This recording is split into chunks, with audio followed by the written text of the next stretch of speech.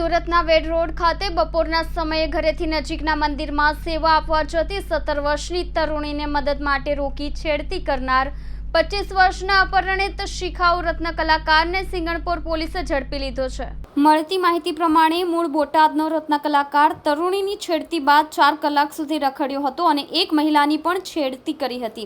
સિંગણપોર પોલીસની 4 ટીમોએ તેને ઓલપાડના ઉમરા ગામમાંથી ઝડપી લીધો છે।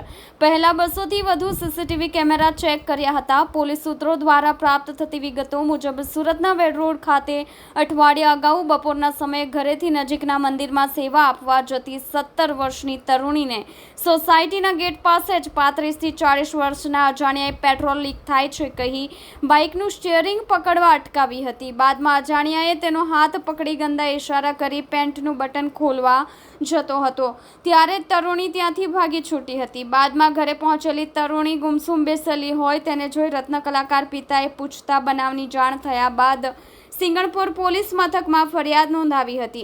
છેડતી કરનાર અજાણ્યા યુવાનને ઝડપી પાડવા સિંગણપોર પોલીસે 2 જવાનોની 4 ટીમ બનાવી 200થી વધુ સીસીટીવી કેમેરા ચેક કર્યા બાદ છેવટે સંદીપ પ્રવીણભાઈ ગોટીને તેના ઘરેથી ઝડપી લીધો હતો।